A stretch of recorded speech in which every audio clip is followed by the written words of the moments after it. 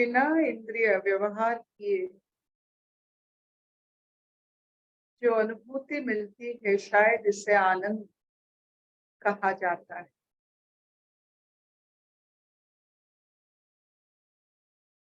और इंद्रिय व्यवहार करते जो मिलता है शायद उसे सुख और दुख कहा जाता है।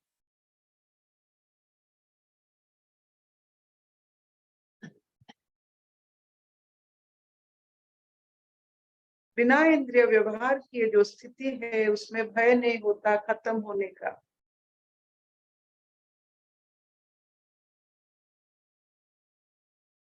लेकिन जो इंद्रिय व्यवहार करके जो सुख या दुख कुछ भी मिलता है वो खत्म होने का, उसमें एक भय रहता है।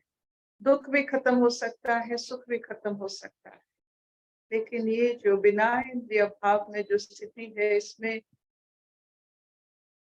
अंतहीन, शायद इसी भाव को मनुष्य का एक चरम स्थिति यानी आनंद, और इस आनंद अवस्था को जब हम अपने जीवन में भागीदारी बना लेते हैं तो चारों तरफ एक उत्सव,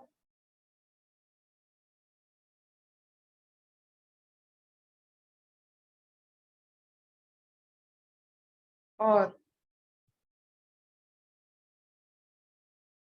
एक ऐसी संतुलन हो जाती है चारों तरफ, आनंद के चारों तरफ, कि जैसे एक हार्मोनियस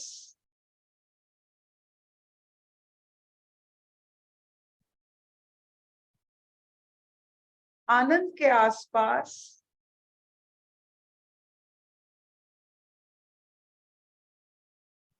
ज्यादा उतार चढ़ाव नहीं रहते हैं, एक स्थिरता रहती।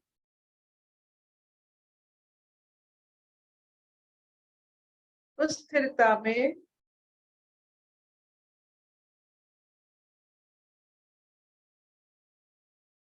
कोई व्यक्तित्व की झलक नहीं रहता है।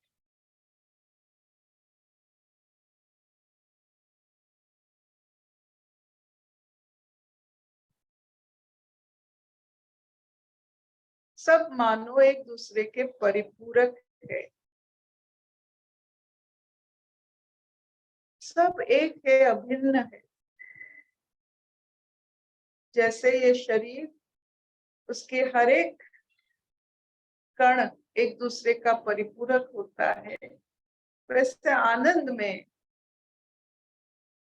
रहने वाले एक दूसरे के परिपूरक होते हैं, अलग नहीं होते। तो आनंद एक तत्व हुआ।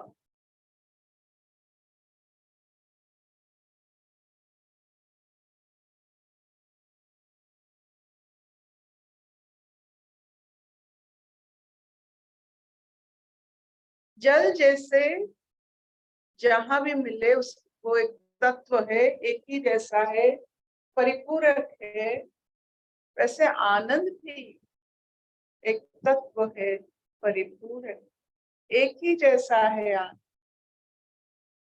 जब हम आनंद में रहते हैं एक ही अवस्था में रहते हैं, सुख दुख का परिभाषा बदलता रहता है, वो एक कॉकटेल होता है, लेकिन आनंद एक तत्व है, एक ही जैसा।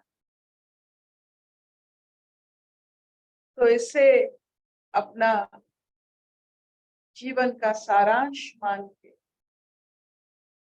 इस आनंदमय स्थिति में होने के लिए सारा ब्रह्मांड का आशीर्वाद मांगते, जिन विद्याओं से या आनंद की उपलब्धि हुई है उसी के धरोहर माँ सरस्वती की आभार मानते फिर चलते हैं। जहां से ये आनंद की उत्पत्ति होती है वो है सत विद्या। फिर सुनते हैं आज एक ऐसे विद्या, एक ऐसे कथा की जो इतने दिनों से, इतने वर्षों से, युगों से हमारे और चल के खुद आई। ये एक विस्मय है और इस कृपा को समझने के लिए आभार होनी चाहिए कि विद्या कैसे अपने और, रास्ता कितने होते हैं लेकिन अपने और कैसे वो ढूंढ के हमें आए। तो सुनते हैं स्वागता जी से नचिकेता की कथा।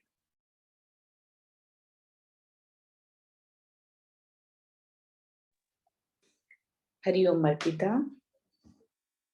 सभी को मेरा प्रणाम। आज हम पढ़ेंगे कठोपनिषद द्वितीय अध्याय प्रथम वल्ली का छठा श्लोक, 6th श्लोका ऑफ चैप्टर 2। जिस प्रत्यागात्म का यहाँ ईश्वर भाव से निर्देश किया गया है वह सबका अंतरात्मा है। ये बात इस मंत्र से दिखलाई जाती है। य पूर्वं तपसो जातं दव्य पूर्वं जायत गुहां प्रविश्य तिष्ठन्तं यो भूतेर्भिर्वपश्यत एतद्वैतत। जो मुमुक्षु पहले तप से उत्पन्न हुए हिरण्यगर्भ को, जो कि जल आदि भूतों से पहले उत्पन्न हुआ है, भूतों के सहित बुद्धि रूप गुहा में स्थित हुआ देखता है, वही उस ब्रह्म को देखता है। निश्चय यही वह ब्रह्म है।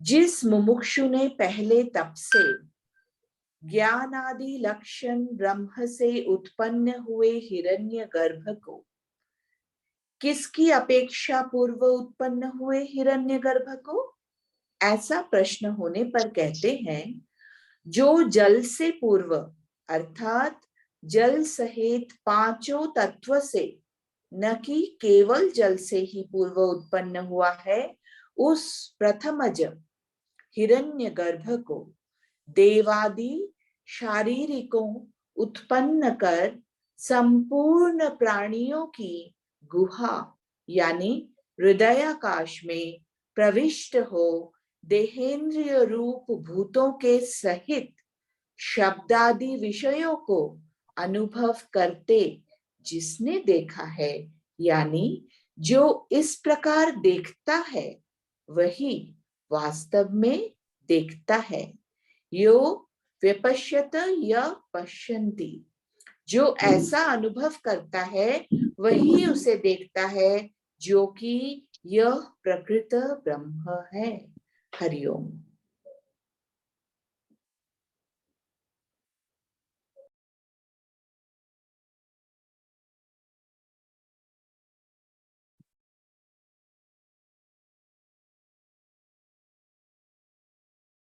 हिरण्यगर्भ, द ब्लैक होल थ्योरी।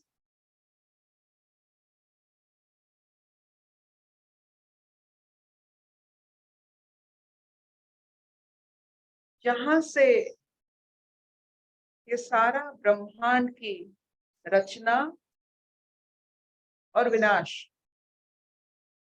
होता है, वो है हिरण्यगर्भ।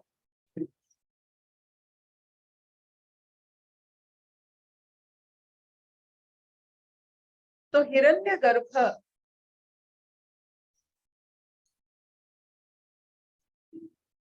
को समझने वाला कौन समझ सकता है? जो मुमुक्षु है, वैरागी, कौन क्यों समझेगा हिरण्यगर्भ को? 5 तत्व के आगे कौन जाने की इच्छा रखता है? इंद्रिय आसक्त ये संसारी लोग ये क्यों सोचेंगे? यहाँ तो भरी पड़ी है इतने सारे सांसारिक इंद्रिया सुख की, उससे समेटते समेटते अपना क्षय होने से भी उनको पता नहीं चलता है कितना क्षय हो रहा है इन चीजों को समेटते हुए। सिर्फ मुमुक्ष वैरागी ऐसे सोचते हैं कि इसके आगे और क्या है, कहाँ से उत्पत्ति, ये तत्व से पहले क्या था, उससे पहले क्या था, उससे पहले क्या था, ये सिर्फ वही मुमुक्षु समझ सकते हैं जो जीवन मुक्त है।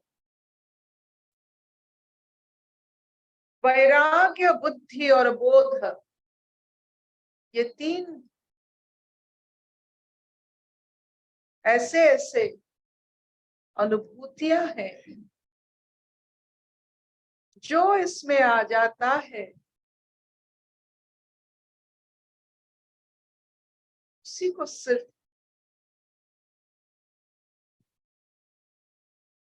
बोध होता है कि एक सामान्य शरीर मनुष्य का क्या अनुभूति दे सकता है।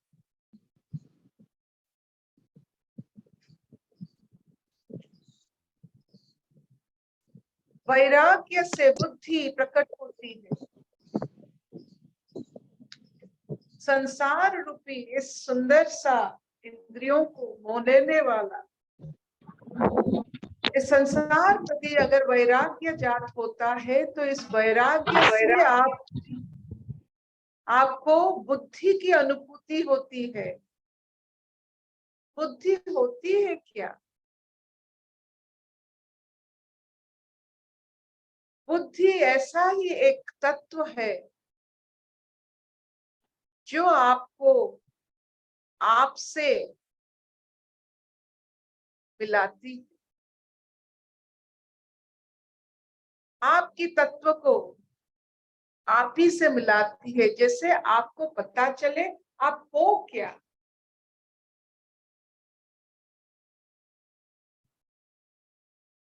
आहिस्ता आहिस्ता जीवन मुक्त यानी मुमुक्ष होता कौन है? शरीर मुक्त का अर्थ क्या होता है? जीवन मुक्त का अर्थ क्या होता है? जीवन मुक्त होकर आप कहाँ, आपकी स्थिति किस पर होती है? बुद्धि पर होती है। वैराग्य से बुद्धि, बुद्धि से बोध। एक बार बुद्धि में आ गए तो बोध में आनी बड़ी छोटी बड़ी बात नहीं होती है। आप बोध पर आ जाते हो। कौन सा बोध? जो पंच तत्व से परे होता है, जो हर चीज से पहले होता है, उसका बोध। उसे आप कोई भी नाम दे दो। ये आत्म शब्द की रचना जिन्होंने किया है, उन्हीं के चरण कमलों में अपना सब कुछ निछावर करने की इच्छा होती है। जो परमात्मा शब्द जिन्होंने बनाया है, जो आत्मा परमात्मा की हर समय जैसे पानी का, जल का जो चक्र क्रिया होता है, वाष्प हो जाता है, फिर आइस हो जाता है, वैसे जैसे चक्र की क्रिया होता है, वैसे आत्मा और परमात्मा का जो क्रिया चलता रहता है, उसको समझने वाला बोध चाहिए। बुद्धि भी ज्यादातर समय आपको यह अनुभूति नहीं दे सकता है। बोध से आप सब कुछ जानते हो, इसीलिए मुस्कुराते हो। तो प्राप्ति देखिए, वैराग्य एक प्राप्ति हुआ, बुद्धि एक प्राप्ति हुई, बोध एक प्राप्ति हुआ। और हम क्या क्या प्राप्ति संसार में ढूंढते हैं, इसके बारे में जरूर सोचना। जिसको बोध प्राप्ति है, जो सब कुछ जानता है, रचना से पहले जो कुछ हुआ है, हर तत्व की मूल धारा को वो जानता है, हिरण्यगर्भ को जानता है, जहां से सब कुछ सृष्टि और विलीन होता है। ब्रह्मा विष्णु महेश्वर के से परे जो सोच सकता है, जो बोध कर सकता है, कहाँ से ब्रह्मा की सृष्टि, कहाँ से रचना हुई है, ये सब जो बोध कर सकता है, उसके मन में उसके तन में और उसके जीवन में क्या हो सकता है। सांसारिक रूप से तो कुछ नहीं होता है, लेकिन अगर वो अपने तृतीय नयन दृष्टि में सब कुछ देख सकता है, उसको कैसा लग रहा होगा। जो ईश्वर को भी देख सकता है, ईश्वर की उत्पत्ति को भी देख सकता है, उसको कैसा लग रहा होगा। ये एक स्थिति है, ये तत्व है, या एक विलीन अवस्था है, पता नहीं मुझे, लेकिन ऐसे ऐसे अनुभूतियां हमारे वेद माता में, हमारे जो कहते हैं, हमारे जो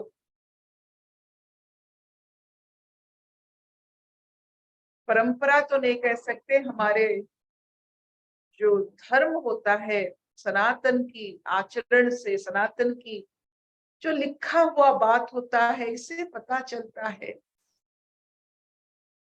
कि ये साधारण मनुष्य जो माँ के गर्भ से जन्म लेता है, आम पशु पक्षियों के तरह भरण पोषण करता है अपने आप को, इससे बहुत ऊंचा जा सकता है। मुमुक्ष की जीवन मुक्त होकर, वैरागी होकर, बुद्धि में और बोध में वो जा सकता है, जिस स्थिति में उसको सब कुछ पता होता है।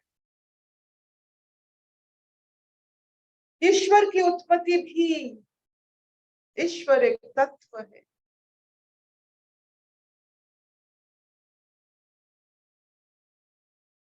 तो कण कण अपना भर जाता है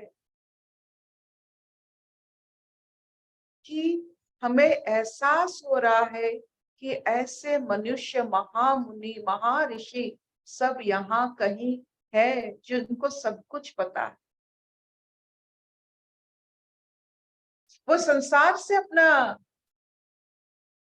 पग चुने हैं, संसार में पैदा हुए हैं, और संसार का हर कुछ बिना नष्ट किए कैसे अपने आप को इस स्थिति पर वो ले जा सकते हैं। संसार से ही ये सब वो,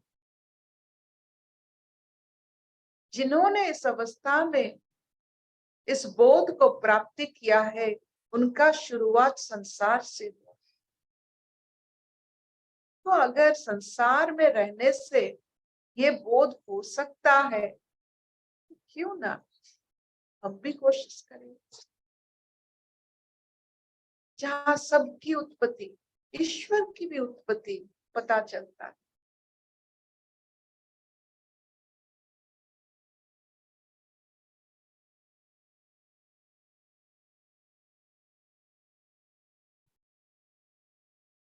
क्या दे सकता है धरा, और हम क्या ले रहे हैं। क्या मिल सकता है और क्या हम,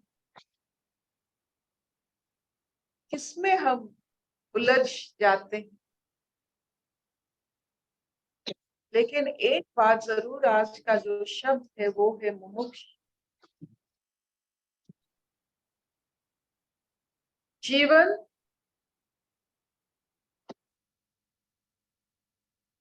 ना शरीर का अंश है, ना मन का अंश है।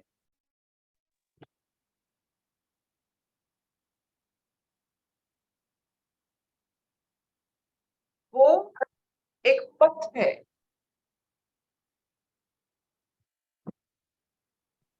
जीवन एक पथ है, और अगर ये पथ है पथ का एक ही नियम है, चलते रहो।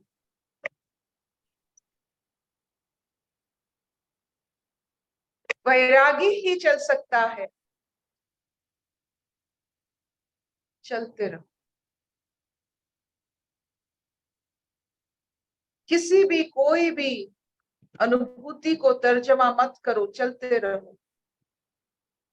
क्योंकि ये पथ में जो चलते हैं, जो भी समेटते हैं, आहिस्ता आहिस्ता वो समेटना बंद हो जाता है। जो चलते हैं वो जानते हैं कि लेस लगेज मोर कंफर्ट, ले लेना है क्योंकि मुझे जाना है। जो चलते रहते हैं वो समेटते नहीं है, क्योंकि उनको वो जानते हैं कि ये पथ पर जितना कम लगेज लेंगे उतना मैं आराम से इस पथ पर चल सकूंगी। तो जो चलते, पथ का नियम यही है, जीवन एक पथ है,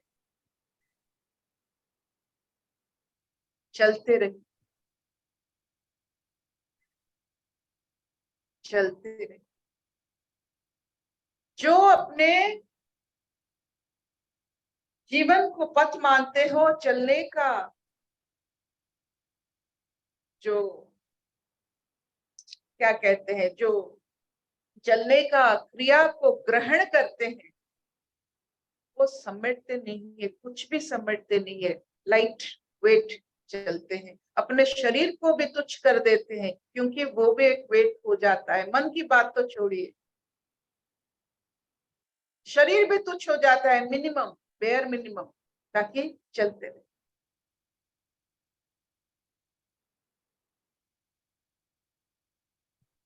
Will this do? सबके मन में बहुत प्रसन्नता। जीवन एक पथ है, शरीर एक सामान ही है,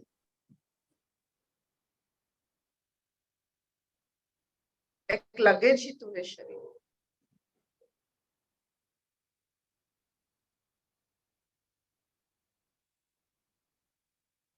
स्वागता कुछ कहना चाहती हूँ?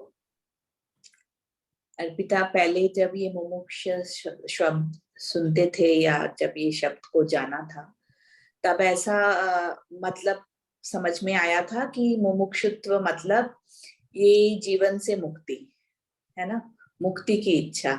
अभी जो समझ में आता है इस शब्द से कि अज्ञान से मुक्ति।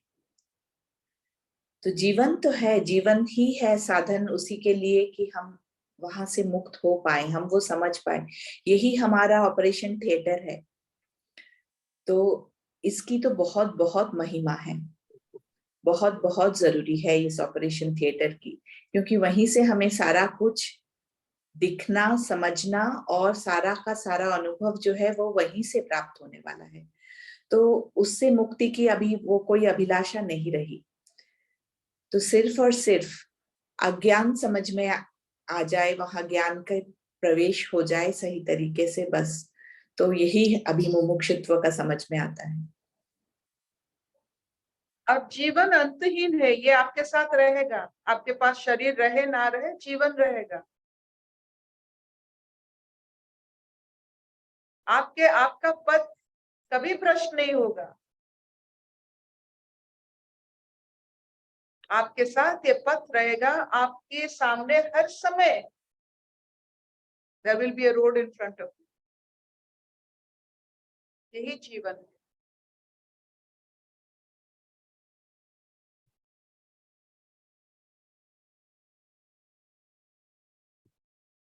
शब्दाने चलिबो चलेगा चलेगा, बहुत बढ़िया।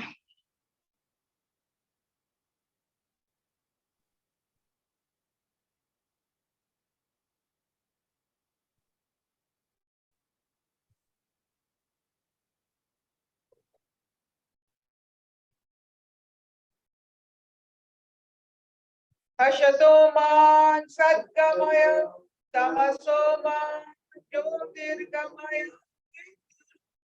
अमृतं गमय।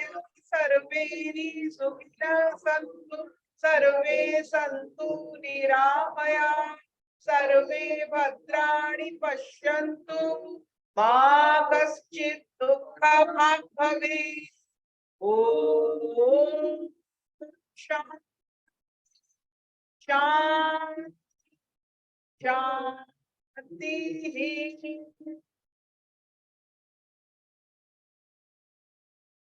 सबका मंगल हो। शैली, तुम्हारे चेहरे पर सूर्य का रोशनी, तुम्हें सूर्य जैसे उज्जवल दिख रही हो।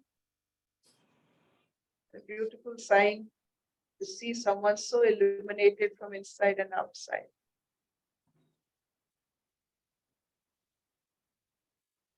हरिओम दीदी।